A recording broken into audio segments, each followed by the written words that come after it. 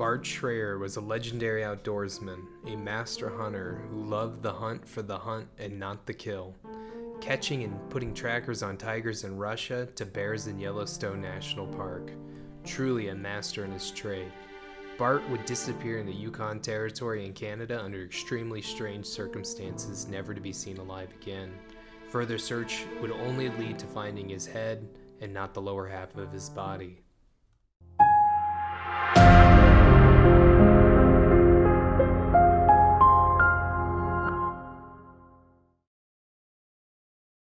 Hey guys, Zach here with the Spook Report, and today we're going to be telling the story of Bart Schleyer. He went missing on September 14th in 2004 at the age of 49 at the Reed Lakes area of the Yukon Territory in Canada. Bart was the type of figure that you would read about in adventure books in the wilds of the world. He was born in Cheyenne, Wyoming in 1945. His father was a well-respected doctor and an avid outdoorsman. This would start Bart's destined life path of being an outdoorsman. His father would take him all around the world for hunting and adventures. During this time, Bart would learn to love the act of hunting and not the kill. Tracking and trapping animals became his trade. He learned to track animals on different continents, ranging from deers to elk, tigers, and bears. Bart would later graduate in 1979 from Montana State University with a master's in wildlife biology.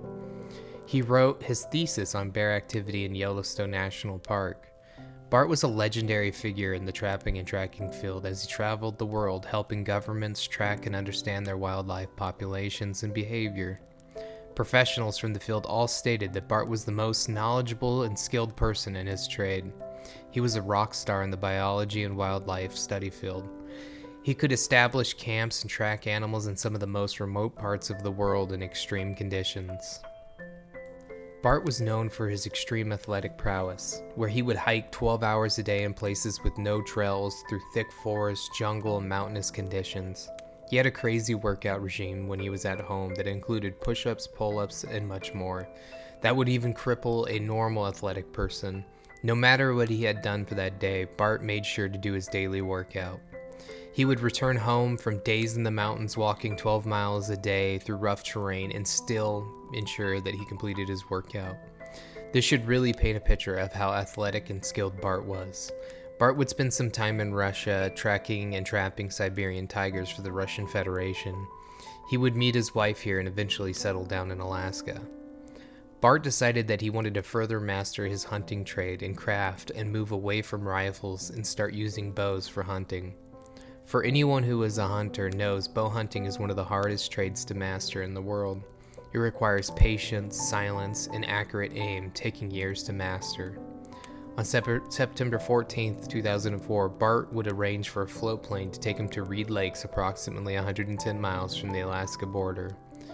This area was very remote and the only way to get in was via float plane to land on the lake in the area. Once landed, the pilot and Bart unloaded his plane and supplies onto the shoreline of the lake that included food, a tent, a raft, and other survival gear and hunting equipment. The Reed Lake area was not a place anyone wanted to go. It was known as a dead area for wildlife, fish, and game. It would be noted in a later period that this area was just not worth the time compared to other places. Bart had scheduled for the pilot and the float plane to return to the Reed Lakes area on September 28th. A 14-day gap period. When the pilot arrived at the lake, he pulled up to Bart's camp. Not seeing him, he found it strange. His tent had been knocked down, his camp was in general disarray. Near the tent was Bart's backpack, located with the bear spray and his VHF radio and knife. The pilot thought this was really strange that Bart would leave his gear behind. He screamed out Bart's name, and he could hear it echoing across the wilderness and the lakes. Nothing. The pilot would look around for a bit, trying to call out to Bart without any contact. The pilot began thinking about how experienced Bart was and knowing he would have never left his equipment behind. He quickly got back into his float plane and flew back to civilization to contact the authorities. The Royal Canadian Police did a very limited search of the area by way of overhead aircraft reconnaissance. Disappointed by the efforts, Bart's friends took it upon themselves to properly search for Bart. They recruited the pilot to take them back to Bart's camp so they could begin the search themselves. Upon immediately landing, they searched the area and could not find him. They went across from the lake and they found Bart's raft. They began searching the area, and approximately 60 feet inland, they would find his bag full of gear. Leaning against a tree was Bart's arrows, quiver, and bow. The bag of supplies was untouched. It had appeared as if he had set it down to sit on and leaned his hunting equipment against this tree. They began searching the area and found a face mask with a small amount of blood and hair on it. This was very concerning to them, and they immediately called the RCMP. And on October 3rd, the Yukon RCMP did a mass grid search of the area. 50 yards from where they had found the bow and the gear, they would find a human skull with his teeth intact. They would also find a camera, some camouflage pants, and other bones. This led investigators to believe Bart, a man who had hunted and trapped large dangerous animals his entire life, was killed by a bear. What is strange about this situation was the fact that in all bear-wolf scat collected in the area, not a single sample had any clothing in it. What was also strange was that the clothing that they did find had no tears, teeth marks, or anything on it, which is common when an animal kills and scavenges a body. They eat everything from bone, clothing, and jewelry. It shows in the scat. Bears in the area often take large kills and store them in a cache for later meals. There was no cache found in this area. There was no death struggle. When animals attack people, it is sadly pretty obvious that there was a large mess left behind. There was no signs of a struggle. His clothing was in perfect condition. The remains recovered showed no signs of a bear attack, rather small gnaw marks from a scavenger. It did not spell out an animal attack. This confused investigators, and the last item found from Bart was a cap and a balaclava he was wearing the day of the attack. They were in perfect condition with no blood or damage on them. The coroner's report would later also confirm that this was not indicative of a bear attack. There simply was no marks on the skull that would show a sign of a bear attack. His supply bag with food was completely untouched, and other strange factors as animals scavenging would tear into the supplies, bursting cans and dried goods often. Normally when a bear attacks a person, it's labeled as a danger and a team is formed to hunt and kill it. This did not happen in this case. The RCMP did not form a team to hunt a bear that killed him. They just did not have evidence of it. Bear attacks in this area were not normal at all. In fact, there was no reported bear attacks in this area. The lakes lack food supply and are shallow and really only have bugs in them. Expert outdoorsmen in this region all agree that this case is extremely strange and unexplainable. A man who had spent his entire life in the wilderness appeared to be taken out by an animal, but the evidence didn't support that claim. Bart literally was an expert in his field, and there was no signs of an animal attack on him, only a scavenging. His head was the only thing ever recovered, and some clothing items and some other minor bones, but the only signs on those were small gnaw marks from scavenging animals, nothing like a bear or a wolf would leave. The coroner couldn't, confirm anything. They collected a massive amount of scat from the area, trying to label an animal that may have been responsible for it. They never could find any samples that had clothing, jewelry, or anything in it that would lead to them being able to pinpoint it. Additionally, Bart had some really strange factors. Why did he leave his camp and go across the lake? Now, this is where speculation comes into play, and looking at all the evidence, we know Bart was extremely skilled outdoorsman. He knew what he was looking for. This area did not have a ton of wildlife. I mean, very limited. It's well known in that area that it was a dead zone. What would have caused Bart to leave his camp? Now, from the evidence left behind, we know that Bart had been there for at least one day before he passed away. They were able to find his trash from, his meal that night, his campfire, his tent. He obviously had set up for at least one night. But at some point in time, Bart fled his camp and he went across the lake. Some people say he went across the lake to do a moose call. That appears to be what happened, but I also speculate that his tent was found knocked over. So at some point in time, Bart, with his clothing that he had on, maybe in the middle of the night, early in the morning, either saw something across the lake that highly interested him, or he felt the need to get away from his camp. He left his backpack, his VHF radio behind, and his knife. Now, that's not something a hunter would do. You don't just leave one of your best survival tools behind. He grabbed his bow, he grabbed his food.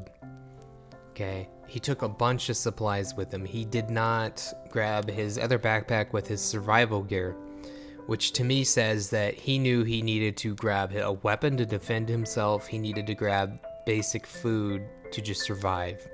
There's a freeway not too far away across a river from where he ran to. It's almost as if he was heading towards, an area he knew he might be safe at. He got on his raft and he went across the lake. He got away from where he was.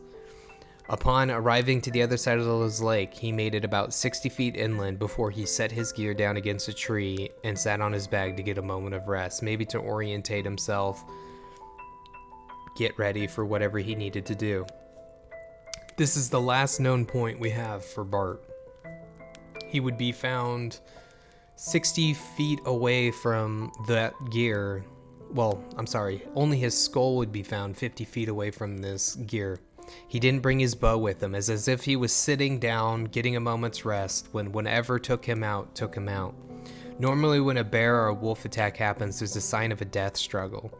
There's blood, fur, it's chaos. I won't show a picture of it in here, but if you're interested in look up death struggle, animal attack, and you will know exactly what I'm speaking of.